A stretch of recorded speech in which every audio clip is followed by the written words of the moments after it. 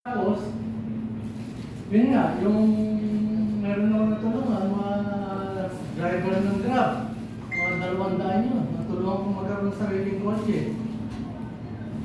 Habang pagka kinikwento mo, totoo ba ito? Kinikilabutan ka, sir. Sa dami na natulungan mo. Pero actually, hindi lang 2 yun. Hindi lang 200. Kasi, Lagpas pa. nung nag-post ako sa FB na gano'n yung ginagawa ko, may ano sa akin, may nag-post, may nagtanong, "Boss, meron ko ba isang land rider?" Oo. Sabi ko, "Bakit? Punta ka sa opisina." Pagdating ko sa opisina, sinama niya ako sa Mitsubishi, meron siya line nun, 200 vehicles. So, yung 200 na natulungan ko basic, nadagdagan pa ng 200 yun. Tapos another 100 pa. 500 driver ng Grab, natulungan ko actually magkaroon ng sarili sa sakyan. Kaya, diyan ko naisipan buuin itong Patiara. Kaya others ko rin nabibigyan. So ano yung sinasabi ko rito? Kung ang effort ko gagayahin nyo, aabot tayo sa ganito. Kaya hindi ako tumitigil na linggo-linggo, andito ako, nag-invite ako, gano'n. Sabihin mo, umpisan natin sa Rotary. No? Tapos, yung adopted barangay ng Rotary, ibababa natin to. Pagkatapos, senior citizen, solo parent, PWD, pagkatapos mga anak na yan, yung mga kabarangay. So, from us,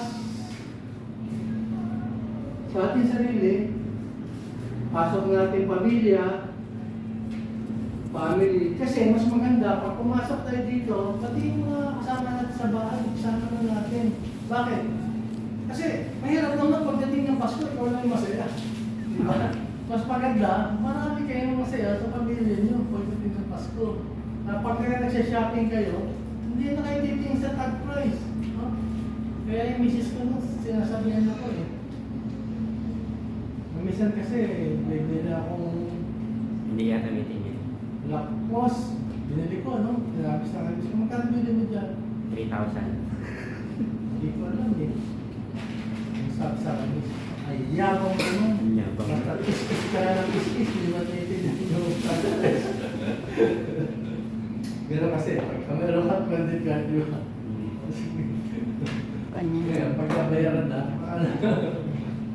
pero di ba, mas maganda, pagdating ng Pasko, para pareho. Sir, wag ka na maglakos ha. Pakiusap. Wag ka na maglakos.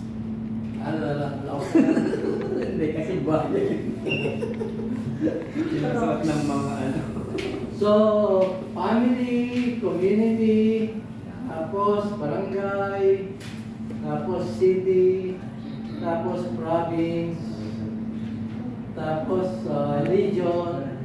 So, bubuin natin yung ano yan, na hanggang sa buong Pilipinas, eh, may baba natin itong Patiara. No? Pero bago ko kitaan, kausap ko kanina si Pastor Ted, na may building siya sa tapat ng UST, siguro mo, 12 stories yung building niya. Kausap ko kanina, magagawa na kami ng MOA, na mabubuo kami ng organisasyon. Ang objective, yung community, ibababa natin yung matandang kaugalian. Kasi dahil ngayon, parang yung mga politician,